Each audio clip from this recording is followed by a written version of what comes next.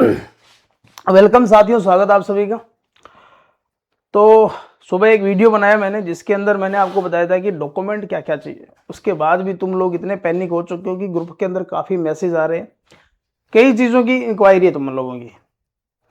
एक तो जिन बच्चों ने सेमेस्टर के अंदर आईआईटी की थी, जिन्होंने ईयरली की थी, वो बोल रहे हैं सर हमारे पास एक ही मार्कशीट है, एक करेक्टर वाला जो सुबह मैंने शायद तुमको नहीं बता पाया था, एक 50 रुपये के स्टाम्प वाला भी है, और दूसरा सबसे इंपॉर्टेंट चीज़ है कि आपका जो एप्लीकेशन फॉर्म है वो तुम्हारा गुम हो गया, वो क्या होगा। तो सबसे जो बाकी डॉक्यूमेंट तो देखो तुम्हारे तैयार हो गए, लेकिन ये एप्लीकेशन फॉर्म कैसे प्रिंट निकलेगा इसके बारे में मैं आपको जानकारी देने वाला हूँ। तो वीडियो को लाइक कर दीजिए, शेयर कर दीजिए, जो नए कैंडिडेट है चैनल को सब्सक्राइब कर लीजिए। तो सेशन को ज्वाइन कर लीजिए सभी, उसके बाद मैं आपको बताता हूँ। और ठीक है, आपका डॉक्यूमेंट वेरिफिकेशन होगा, जब तक आपकी ज्वाइनिंग नहीं हो जाती तब तक आप हमसे जुड़े रहना, और तब तक आप लोगों की हर समस्या का समाधान करने के लिए तैयार रहेंगे। ठीक है, मैं इसको थोड़ा सा चला देता हूँ। ठीक है, आ जाइए। एक तो देखो, जो सबसे पहली चीज तो देखो, जिन बच्चों का एप्लीकेशन फॉर्म प्रिंट नहीं निकल रहा उनको मैं एक तरीका बता रहा हूँ, वहां से आपको कुछ ना कुछ मिलेगा, वरना कल तक एक चीज मैंने कर रखी है, उसका रिस्पॉन्स आ जाएगा, फिर आप लोगों को आइडिया लग जाएगा हमारा एप्लीकेशन फॉर्म होगा वो कैसे डाउनलोड होगा। तो ये एक स्टूडेंट है जिन्होंने आईबीपीएस का जब ये एग्जाम हुआ था तो उसने ये बोला कि मेरा एडमिट कार्ड नहीं निकल रहा, और क्योंकि मैं अपना रजिस्ट्रेशन नंबर भूल चुका हूं, तो इन्होंने क्या किया कि आईबीपीएस को मेल किया। इन्होंने आईबीपीएस को मेल किया और मेल के अंदर इन्होंने ये लिखा कि my application form registration RBNL requirement technical grade 3 login access is not working. यानी कि इनका ये था कि इनके पास वो नहीं था, क्या, रजिस्ट्रेशन नंबर नहीं था। फिर आईबीपीएस ने इनका रिप्लाई दिया, और रिप्लाई के अंदर इन्होंने क्या किया, ठीक है, रिप्लाई के अंदर इन्होंने क्या किया कि इस बच्चे को क्या किया, ये इनका इन्होंने रजिस्ट्रेशन नंबर प्रोवाइड करवा दिया, ये रहा। ठीक है, तो इन्होंने क्या किया कि इसका इन्होंने complain number complain ID number थी, और इन्होंने क्या किया कि इसको अपना रजिस्ट्रेशन नंबर प्रोवाइड करवा दिया। इसके बाद इसने क्या किया, दोबारा इसने एक मेल डाला। मेल ये डाला कि इसने जो डॉक्यूमेंट वेरिफिकेशन हो रहा है अभी इनका, कि टेक्निकल फॉर रजिस्ट्रेशन नंबर, इसने ये बता दिया कि I need application form and payment receipt for document verification. Hope कि कल तक कोई ना कोई रिस्पॉन्स आ जाएगा, और वहां से आप लोगों को मैं बता दूंगा कि आपको जो है वो आपका रजिस्ट्रेशन नंबर से आप लोग फॉर्म को कैसे निकाल सकते हो, तो वो भी आपको तरीका मिल जाएगा। ठीक है, दूसरा, अगर आप नहीं चाहते हो कि हम कैसे एप्लीकेशन फॉर्म का प्रिंट निकालने, कैसे अपने खुद मेल करें, कि अगर आप चाहते हो कि सर मैं मेल करना चाहता हूं आईबीपीएस को तो कैसे करूं, उसका भी तरीका बताऊंगा। तो जीमेल आपके पास सभी के पास होती है। मैटर क्या लिखना है वो आपको व्हाट्सएप ग्रुप पर मैं आपको डाल दूंगा, कि वहां से आप मैटर को डाल देना। और ठीक है, उसके बाद ये आईबीपीएस की वेबसाइट है। ठीक है, हो सकता है कि कल तक वो कुछ लिंक ही जारी कर दे, जिससे ताकि इतना तामझाम आपको करने की आवश्यकता ना पड़े। तो ये IBPS_CMS@IBPS.in, तो ये इनकी वेबसाइट बोल दो, या इनका मेल आईडी बोल दो, या जीमेल, जहां से आप इनको लॉगिन कर सकते हो, और वहां आपको इसको सेंड करनी पड़ेगी। मैटर क्या लिखना है वो मैं आपको तरीका बता दूंगा एप्लीकेशन उसके अंदर, व्हाट्सएप ग्रुप के अंदर, वहां से आप लोग ये चीजें कर लेना। ठीक है, दूसरी चीज कि या तो ये मेथड इस्तेमाल करोगे तो तब तो आपको हो सकता है मिल जाए, अगर फिर भी आपको ऐसा लग रहा है कि सर कुछ नहीं हो रहा, तो हो सकता है कि अगले वीक के अंदर आपको कुछ लिंक दे दे, जहां आप रजिस्ट्रेशन नंबर अपना या रोल नंबर डाल करके भी आप लोग क्या कर सकते हो, एप्लीकेशन का फॉर्म निकाल सकते हो और प्रिंट आउट निकाल सकते हो रिसिप्ट का। तो ये दो तरीके आपके पास रहेंगे। ठीक है, अब कुछ जनरल क्वायरी आ रही है आप लोगों की, क्या आ रही है वो देखो। एक तो ये आ रही है कि सर मार्कशीट से रिलेट आ रही है आप लोगों की। मार्कशीट के अंदर मैं आपको बता दूं, आपके पास अगर फाइनल मार्कशीट है, फाइनल मार्कशीट होगी जिसके अंदर आपके चारों सेमेस्टर है या दोनों साल है, तो वो आप ले जाना, वो उससे काम चल जाएगा। ठीक है, फिर यहाँ एक आपके पास एनटीसी का सर्टिफिकेट होना जरूरी है। ठीक है, ये भी थोड़ा सा ध्यान में रखना। फिर एक आईटी कॉलेज से आपको क्या लिखना पड़ेगा, जिनके परसेंटेज नहीं है तो परसेंटेज लिखवा लेना, क्योंकि इसके अंदर स्पष्ट रूप से लिखा हुआ है कि संस्था से कुछ ना कुछ आपको प्रोवाइड करवाना पड़ेगा कि इतने नंबर थे, इसके इतने नंबर आए, ये इस साल से लेकर इस साल तक हमारा स्टूडेंट था, इस ट्रेड से रिलेट था, इसका नाम ये है, इसके फादर का नाम ये, तो वो सारा कुछ लेटर बेड पर लिख के दे देंगे। वो आप लोग देना, मार्कशीट आपके पास है, वो कॉलेज वाले अपने आपके परसेंटेज निकाल करके उस लेटर पैड में ऐड कर देंगे, वो आप जरूर लेके जाना। एक आपको यहां और करना पड़ेगा, लास्ट ईयर का जो करेक्टर सर्टिफिकेट होगा वो आपको लेकर के जाना पड़ेगा। अगर आईआईटी के बाद में आपने चाहे बीए कर रखी है चाहे एमए कर रखी है, उसका कुछ भी मत लेके जाना, मैं आपको पहले बता रहा हूं। अगर आप उनकी कुछ चीजें लेकर के जाओगे तो नुकसान होगा, कोई फायदा नहीं है। ठीक है, तो ये बात ध्यान में रखना। तो आपका जो मेन होना चाहिए कि आईटी के ऊपर भर्ती है तो आईटी से रिलेट ही डाटा लेकर के जाओ, और ये मत बोलना कि सर मैंने एमए कर रखी है तो मैं एमए वाला जहां मैंने कॉलेज किया वहां से मैं सर्टिफिकेट लेके जाऊं करेक्टर वाला, तो ये चीजें का कोई मतलब नहीं बनने वाला। तो आपका आईआईटी कॉलेज से ये इतनी चीजें आपको चाहिएगी। ठीक है, फिर यहां करेक्टर सर्टिफिकेट, आपको एक बात और बताई थी कि करेक्टर सर्टिफिकेट यहां को एक और चाहिएगा, दो और चाहिएगा, जो गवर्नमेंट एम्प्लॉय होंगे उनसे वेरीफाई होना चाहिए वो। ठीक है, इसका कोई स्पेशल उन्होंने कोई फॉर्मेट आपको उपलब्ध नहीं करवाया। एक 50 रुपए का जो नॉन जुडिशरी स्टाम्पर है वो तो फिर भी उन्होंने दिया है। ठीक है, तो वो थोड़ा सा ध्यान में रखना। अब जिन बच्चों की डेट ऑफ बर्थ आईटीआई के अंदर है और आपकी 10th के अंदर, आईआईटी और 10th की पहली चीज तो सेम होना चाहिए। अगर आईआईटी 10th और आधार कार्ड तीनों के अंदर सेम नहीं है तो अब एक ही चीज के अंदर आपकी डेट ऑफ बर्थ चेंज हो सकती है, वो आधार कार्ड है। इसके अलावा न तो आईआईटी वाले के अंदर डेट ऑफ बर्थ चेंज हो सकती है, न ही तुम्हारी आईआईटी वाले के अंदर, या नहीं 10वीं के अंदर। ठीक है, आईआईटी के अगर चेंज करवाना चाहते हो तो डीजीटी दिल्ली के अंदर होगा, और 10th के अंदर कुछ इंफॉर्मेशन चाहिए अगर आपको तो अजमेर बोर्ड होगा। ठीक है, दो करेक्टर सर्टिफिकेट चाहिए। अब मैं आपको एक बार और बता देता हूं कि आपको जो चीजें चाहिए, एक तो तुम लोग पैनिक क्रिएट मत करना कि सर मेरा एप्लीकेशन फॉर्म गुम हो गया, मैं क्या करूं। तो एप्लीकेशन फॉर्म से रिलेट जल्दी कोई लिंक आ जाएगा, वरना कल तक रिस्पॉन्स आ जाएगा जो मेल हमने डाली है, उससे आप लोग ये पता कर सकते हैं कि वो किस तरीके से अपने को कोई ना कोई लिंक देंगे। उस लिंक से अपने क्या करेंगे, रजिस्ट्रेशन नंबर डालेंगे, डेट ऑफ बर्थ डालेंगे, तो वहां से निकल जाएगा। तो वो चीज आप टेंशन फ्री रहे। तो सुबह मैंने ये आपके लिए एक वीडियो बनाया था, तो उसके अंदर मैंने कुछ चीजें बताई थी। अब मैं आपको एक दो चीजें और बताता हूं जो सुबह शायद नहीं बता पाया। ठीक है, ये तो एप्लीकेशन फॉर्म जो है सिस्टम के द्वारा जनरेट किया होना चाहिए, सारी चीजें तो वही है। रंगीन फोटो चिपकानी पड़ेगी उसके ऊपर, प्रमाण पत्र, ये सारा मैंने आपको सुबह बताई था। मार्कशीट में अंक नहीं दिए तो संस्था द्वारा जारी प्रतिशत प्रमाण पत्र होना चाहिए, संस्था का लेटर पैड होगा उसके ऊपर आपको लिखा होना चाहिए। ये चीजें भी मैंने आपको बता दी थी सुबह। ठीक है, जन्म तिथि प्रमाण पत्र के लिए 10वीं की मार्कशीट चलेगी। ठीक है, और ये थोड़ा सा ध्यान में रखना, SC ST ये आपके पास होना चाहिए। अब जिन बच्चों ने फार्म भरते समय जो चीज लगवाई थी वो अगर आपके पास है तो अच्छी बात है। अगर आपका लेटेस्ट बन रहा है, पुराना अगर है 3 से 4 साल पुराना, फिर तो नया अप्लाई करने के लिए दे दीजिए।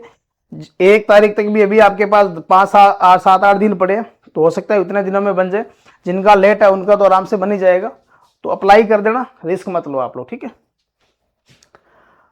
और ये देखो, जो यदि नया नॉन क्रिमिलियर प्रमाण पत्र नहीं है तो शपथ पत्र देना होगा। ये थोड़ा सा ध्यान में रखना, आपको शपथ पत्र देना पड़ेगा। ये 50 या 100 रुपए के स्टाम्प पर बन जाएगा आपका, नोटेरी जो होता है तहसील के अंदर वो बना देंगे अपने आप। ठीक है, और EWS है, ये थोड़ा सा ध्यान में रखना, इसको थोड़ा सा जरूर ध्यान रखना। तो EWS जो भी कैंडिडेट है उनका EWS सर्टिफिकेट होगा वो 12 महीने से पुराना नहीं होना चाहिए। ठीक है, और TSP के लिए ये आपको मैंने बता ही दिया था। ठीक है, विकलांग ये चीजें तो कॉमन ही है। ठीक है, ये आपको राजस्थान का बोनाफाइड निवास प्रमाण पत्र यानी कि मूल निवास आपको लेके जाना पड़ेगा, जाति लेके जाना पड़ेगा। ठीक है, और अगर नॉन उसके अंदर आ रहे हो आप लोग नॉन क्रिमिलियर के अंदर जो OBC कैंडिडेट होते हैं तो उनको भी आपको शपथ पत्र देना पड़ेगा स्टाम्प के ऊपर। ठीक है। ये एक चीज मैंने आपको बताना भूल गया था, दो चीजें जो भी आई है सामने देखो। एक तो अंतिम संस्था से करेक्टर सर्टिफिकेट। अंतिम संस्था कौन सी है आपकी? आईआईटी। अब ये मत बोल देना कि सर मैंने बीए कर रखी है तो मैं बीए का लगाऊंगा, नहीं चलेगा बीए का। आपकी अंतिम संस्था आईआईटी बेस के ऊपर भर्ती है तो वही चलेगी आईआईटी। तो यहां से आपको क्या करना है, अंतिम संस्था का करेक्टर सर्टिफिकेट लगाना पड़ेगा आपको, ठीक है। फिर अन्य जिम्मेदार व्यक्तियों से प्रमाण पत्र 6 महीने से पुराना नहीं होना चाहिए। अब आप लेटेस्ट बनवा लेना, ठीक है। आईएन से चल जाएगा, डॉक्टर से चल जाएगा, जेईएन से चल जाएगा और टीचर से चल जाएगा। जो भी गवर्नमेंट है जो अपनी मोहर लगा के देते हैं वहां से आपके करेक्टर सर्टिफिकेट चल जाएंगे। फॉर्मेट आपको स्टेशनरी वाली दुकान पर मिल जाएगा, ई मित्रा वाली दुकान पर मिल जाएगा। इसका कोई स्पेशल इन्होंने अभी तक तो कोई फॉर्मेट नहीं डाला, ठीक है। तो ये थोड़ा सा देख लो। एक ये ध्यान में रखना, ये आपको देना पड़ेगा 50 रुपए के स्टाम्प पत्र पर शपथ पत्र जिसके आपके खिलाफ कोई आपराधिक मामला लंबित नहीं है, यानी कि आपके ऊपर कोई केस नहीं है। और अगर किसी बच्चे के ऊपर केस चल रहा है तो वो भी यहाँ उसको शो करना पड़ेगा कि अभी कोई केस है वो चल रहा है लेकिन उसमें आप अपराधी घोषित नहीं हो। वो तहसील में जब जाओगे तो आपको वो सारी चीजें बता देंगे, ठीक है। लेकिन उससे आपकी ज्वाइनिंग या डीवी के अंदर कोई फर्क नहीं पड़ेगा, ये भी थोड़ा सा ध्यान में रखना, ठीक है। देखो ये आपको मैंने बताया भी था कि अगर कोई व्यक्ति या कोई भी बच्चा जो है वो गवर्नमेंट सर्वेंट है पहले से, वो अगर डीवी करवाने जाएगा तो उसको एनओसी लेके जानी पड़ेगी। एनओसी का मतलब होता है नो ऑब्जेक्शन सर्टिफिकेट, की डिपार्टमेंट को अगर आप डीवी करवा रहे हो तो उनको कोई भी तरीके से आपत्ति नहीं है, वो आपसे संतुष्ट है तो वो एनओसी दे देंगे आपको। वो उनका कार्यालय का लेटर पैड होता है, उससे आपको दे देंगे। फिर आपको दे रखा है विद्युत निगम में कार्यरत होने पर प्रमाण पत्र। अगर आप बिजली बोर्ड के अंदर काम कर रहे हो तो उसका वो एक्सपीरियंस सर्टिफिकेट बनवा लेना, अगर आप अपना डिस्कॉम चेंज करना चाहते हो तो, ठीक है। ये बाकी चीजें देखो, टीएसपी के उम्मीदवारों को अपनी, ये थोड़ा सा एक है, टीएसपी के अंदर जो बच्चा सिलेक्ट हुआ है उनको काम क्या करना पड़ेगा कि मान लो टीएसपी एरिया के अंदर आपका जो भी है, ठीक है, और आप ये चाहते हो कि मुझे यहां पोस्टिंग चाहिए, यहां पोस्टिंग चाहिए, तो वहां आपको शायद एक फॉर्मेट दिया जाएगा, तो अपनी पसंद लिखित में देनी होगी। पसंद का मतलब ही होगा जगह जहां आप लोग पोस्टिंग चाहते हो। हालांकि नॉन टीएसपी वालों के लिए अभी ऐसा कुछ इसमें है नहीं। जैसे पिछली बार तो क्या हुआ था कि काउंसलिंग हुई थी, आपका सिलेक्शन हो गया, उत्पादन में हो गया तो फिर उत्पादन की काउंसलिंग होगी, वितरण में हो तो फिर वितरण की काउंसलिंग होगी, और आपके नंबरों के हिसाब से ही होगी, कैटेगरी के हिसाब से होगी, ठीक है। एनओसी डॉक्यूमेंट के टाइम ही देनी पड़ेगी, ज्वाइनिंग के टाइम नहीं देनी पड़ेगी। दो जो कलेक्टर है आपके उसके ऊपर सिग्नेचर टीचर के चल जाएंगे, जेईएन आईएन ईओ कोई भी है आपके जो जानकारी के अंदर जो गवर्नमेंट है जिनके पास मोर वाला सिस्टम है वो कर देंगे, ठीक है। एससी एसटी वालों को कास्ट सर्टिफिकेट दोबारा बनाने की जरूरत नहीं है। ओबीसी वाले बच्चे हैं उनको भी मैं आपको बता दूं कि आपने फार्म भर रखा था उस समय अगर आपके पास है तो वो चल जाएगा। अगर फार्म भरते समय आपका 3 से 4 साल पुराना है तो आप रिस्क मत लो, फिर अगर अप्लाई करना चाहते हो तो कर देना, ठीक है। बन गया तो ठीक है, नहीं बना तो फिर आपका चल जाएगा। रजिस्ट्रेशन फॉर्म का मैंने अभी कुछ देर पहले आपको बता दिया कि आप आईबीपीएस को मेल करके कर सकते हो। वो हालांकि हमने एक मेल कर रखी है, कल तक वो लिंक दे देंगे अपने को, क्योंकि आज वर्किंग डेज नहीं है तो मुश्किल है। कल तक वो लिंक प्रोवाइड करवा देंगे, फिर मैं एक वीडियो बना दूंगा उसके अंदर आपको लिंक दे देंगे और वहां से आप लोग रजिस्ट्रेशन नंबर और डेट ऑफ बर्थ लगा के कर सकते हो सकता है कि डिपार्टमेंट खुद एक लिंक जारी कर दे जहां से आप लोग कर सकते हो। कल तक देखते हैं क्या होता है। तो आप इतना पैनिक क्रिएट मत करो, इतना टेंशन में मत आओ कि हमारा नहीं, बहुत से बच्चों का नहीं मिल रहा, फार्म आपने भर दिया फिर डॉक्यूमेंट कागज पता नहीं कहाँ चले जाते हैं, तो ठीक है उन चीजों की टेंशन मत लो। बाकी जो डॉक्यूमेंट तैयार करने हैं वो कर लेना, इसका सोल्यूशन मिल जाएगा आपको। तो ये देखो यहां एक चीज आपको दे रखे कि यह कॉल लेटर एस था, ये इससे नौकरी का अधिकार नहीं मिलता। ये इंग्लिश के अंदर जो बातें हैं उसको मैंने हिंदी में टाइप किया है। तो ये अगर आप लोग देखें तो ये अस्थायी का मतलब मैंने आपको सुबह भी बताया था कि आपका अभी डीवी हो रहा है, डीवी के अंदर 2 गुना बच्चे बुला रहे हैं, तो वो परमानेंट आपको सभी बच्चों को तो कर नहीं सकते, तो आपकी एक फाइनल मेरिट बनेगी, और फाइनल मेरिट जब बनेगी चेंज होगा मेरिट और दस्तावेजन सत्यापन पर डिपेंड करेगा। ठीक है, तो ये मैंने आपको कल सुबह भी बताया था कि आपका जो चयन होगा आपकी कैटेगरी के हिसाब से मेरिट बनेगी, डॉक्यूमेंट आपके प्रॉपर है तो आप डीवी के लिए सिलेक्ट हो, डीवी के अंदर भी अगर आपके डॉक्यूमेंट में कमी पाएगी तो आप वहां से बाहर हो, कल ना कोई वेटिंग आएगी या कुछ भी होगा तो उसमें आपको नहीं लिया जाएगा। ठीक है, तो अस्थायी का मतलब ये है कि आपका डीवी के लिए बुलाया, और दूसरा आपको पता है कि 1 गुना कैंडिडेट होंगे वो फाइनल में जाएंगे, और एक चीज आपको ये भी पता है कि आप 2 साल तक तो वैसे ही अस्थायी होते हो, क्योंकि 2 साल तक आपका क्या चलता है, प्रोबेशन, तो कई मतलब निकलते हैं यहां से। ठीक है, ये आपका देखो आधार वाला मैंने सुबह भी बताया था कि आपके सभी दस्तावेज की एक चीज याद रखना, अभी कुछ बच्चे बोल रहे थे कि सर साइन किससे करवाएं, तो साइन तुम्हारे ही होंगे, सेल्फ अटेस्टेड होगी वो कॉपियां सारी, 2-2 सेट तैयार करके ले जाना, फॉर्म का भी जब प्रिंट निकालोगे तो 2-2 सेट लेके जाओगे। ठीक है, डिस्कॉम वाइज मेरिट बनेगी, फाइनल में सभी का नहीं आएगा क्योंकि 2 गुना कैंडिडेट आपके लिए हैं, तो ये मैंने कल भी आपको वीडियो में बताया था कि जो अभी आपकी 4800 के आसपास जो पोस्ट है उसमें 2163 माइनस कर दो, बाकी बच्चे आउट होंगे।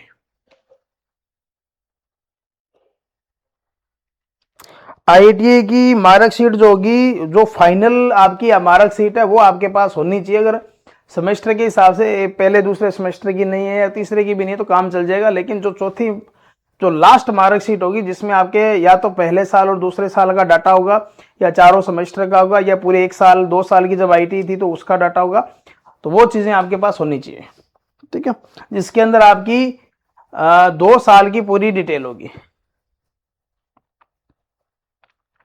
तो आईटी की मार्कशीट आपकी देखो दोनों अगर है तो दोनों ले जाना, फिर भी कुछ बच्चे कमेंट कर रहे हैं सर हमें तो एक ही मार्कशीट दी थी फाइनल की, तो वो अगर है तो वो ले जाना, सारों की डबल कॉपी करवानी है आपको। ठीक है, आधार कार्ड के अंदर डिटेल मैच होनी चाहिए आपकी, आधार कार्ड के अंदर अगर मान लो पापा का नाम गलत है या आपकी डेट ऑफ बर्थ गलत है, आपके नाम के अंदर कोई स्पेलिंग की ठीक है, अगर स्पेलिंग गलत है तो वो आप लोग अभी चेंज करवा लेना ताकि बाद में दिक्कत ना आए। ठीक है, एक ये भी इसके अंदर लाइन दे रखी है कि अगर आप निर्धारित समय पर नहीं उपस्थित होंगे तो दस्तावेज नहीं लाते तो उम्मीदवारी रद्द कर देंगे, तो ये तो कॉमन सी चीजें हैं, अगर नहीं लेके जाओगे तो उम्मीदवारी रद्द होगी। लेकिन आपको किसी भी तरीके से डॉक्यूमेंट में कमी होने पर, देखो ये लाइन तो यही बोल रहा है कि उम्मीदवारी रद्द कर दी जाएगी, हालांकि हो सकता है कि तुमको टाइम दे। ठीक है, जैसे मान लो कि आप डीवी करवाने गए, आपका कोई मान लो एक डॉक्यूमेंट कम है, ठीक है, हालांकि डिपार्टमेंट ने ऐसा कुछ भी लिख के नहीं दिया कि हम दोबारा मौका नहीं देंगे, तो आप पहले तो यही मान के चलो कि आपको दोबारा मौका नहीं मिलेगा, तो आप अपने डॉक्यूमेंट सारे तैयार करके जाओ।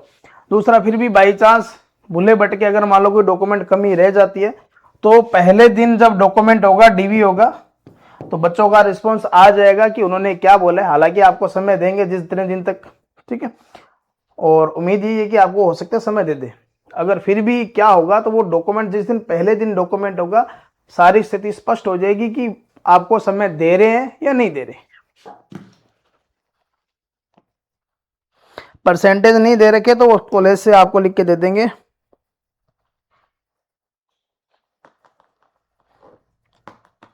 मेरे सर्टिफिकेट के अंदर वाइफ की डेट ऑफ बर्थ अलग है, तो इतना पैनिक मत होइए, आपकी चीज़ें गलत नहीं होनी चाहिए। ठीक है, हालांकि उसके अंदर कुछ आप स्टाम्प इस एफिडेविट दे के कर देना। हाँ, एक स्कोर कार्ड के बारे में आपको ये लग रहा है कि सर स्कोर कार्ड, तो स्कोर कार्ड मैं आपको बता दूं, उम्मीद यही है कि जिस दिन आपका फाइनल रिजल्ट आएगा, और ये भी मान के चलना कि डीवी आपका लास्ट शायद 17 को डीवी लास्ट है, ठीक है, तो 17 के बाद में अप्रैल का महीना जो होगा, इस अप्रैल के 30 तारीख तक आपका फाइनल रिजल्ट आ जाएगा, यानी कि अप्रैल के महीने के अंदर आपका फाइनल रिजल्ट आपको जरूर देखने को मिल सकता है जहां तक उम्मीद है। ठीक है, और आपका जो स्कोर कार्ड होगा, आपका कौन सा डिस्कॉम मिला है, ठीक है, आपका मेरिट क्रमांक क्या है, तो वो सारी की सारी चीजें फाइनल के अंदर, जैसे आज एक लिस्ट आई थी कल, सीक्वेंस उसी तरीके से वहां सीरियल नंबर नहीं लिखा होगा, वहां मेरिट क्रमांक लिखा होगा, या आपका स्कोर कार्ड वाले के अंदर आपका डिस्कॉम क्या है, आपका नॉर्मलाइजेशन अगर हुआ है तो आपके कितने नंबर थे, नॉर्मलाइजेशन में कितने कम ज्यादा हुए, तो वो पूरी की पूरी डिटेल आने की संभावना है। ठीक है। डीवी की डेट अगर आपको चाहिए तो व्हाट्सएप का ग्रुप है, वहां ज्वाइन कर लेना, टेलीग्राम का वहां ज्वाइन कर लेना, आपको पीडीएफ प्रोवाइड करवा रखी है, वहां से आप लोग देख लेना। ठीक है। अगर किसी बच्चे की फार्म भरते समय शादी नहीं हो रखी थी, अब हो रखी है, मैरिज सर्टिफिकेट अगर आपका बन चुका है तो एक स्टाम्प ले जाना, उसमें लिख देना कि फार्म भरते समय मैरिज नहीं हुई थी, अब इस तारीख को मैरिज हुई है और मेरी ओर से कोई छुपाया नहीं गया, वो सारा तहसील के अंदर हो जाता है, और मैरिज सर्टिफिकेट आप साथ ले जाना, वो वहां अपने आप कर देंगे।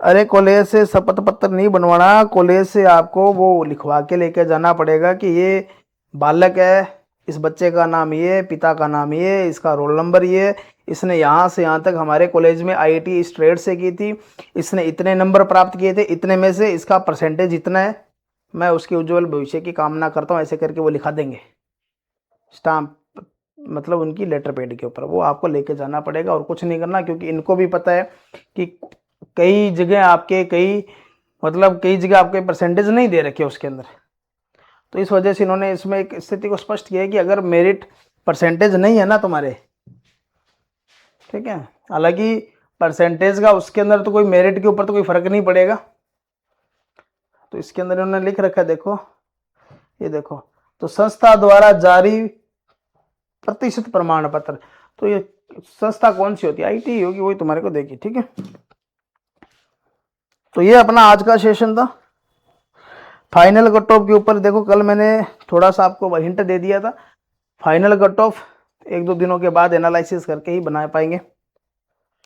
ठीक है, तो जिन बच्चों का हो चुका है डीवी के अंदर, सभी के सभी बधाई के पात्र। आपने इतनी मेहनत की, आपने 1 लाख बच्चों को छोड़ करके इन 4000 बच्चों के अंदर आए हो, तो इसका मतलब आपके अंदर कुछ ना कुछ तो है, तभी आप लोग इतनी दूर आए हो।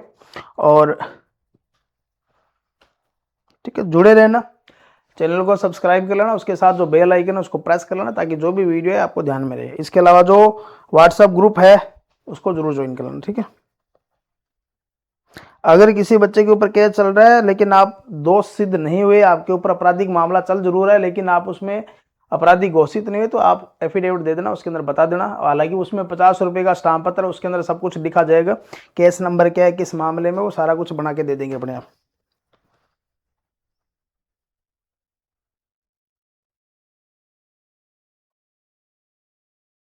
ठीक है, और जिस दिन आपका पहली 1 तारीख को आपका डीवी हो जाएगा, उस दिन मैं आपको फिर भी बच्चों से रिव्यू लेकर के आपको बता दूंगा कि अगर बच्चे डीवी करवाएंगे तो कुछ ना कुछ तो प्रॉब्लम आएगी डीवी के अंदर, तो आपको मैं सारी जानकारी बता दूंगा कि ये प्रॉब्लम आई थी, डिपार्टमेंट वालों ने इनको ये बोला है, समय दिया है कि नहीं दिया, वो सारी चीजें आपको वहां बता देंगे। ठीक है,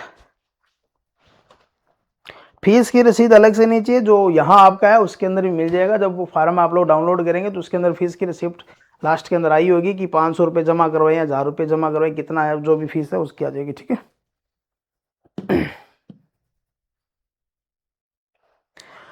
इसके अलावा जो भी आपकी इंक्वायरी है, व्हाट्सएप का ग्रुप बना है उसके अंदर डाल दीजिए, बहुत सारे बच्चे वहाँ कनेक्टेड है, वो आपको कुछ ना कुछ रिस्पॉन्स दे देंगे। ठीक है, और कोई मेरे लायक सेवा होगी तो वो भी मैं आपको दे दूंगा। तो मिलेंगे नए सेशन के अंदर, आज के लिए बस इतना ही, तब तक के लिए धन्यवाद। ठीक है।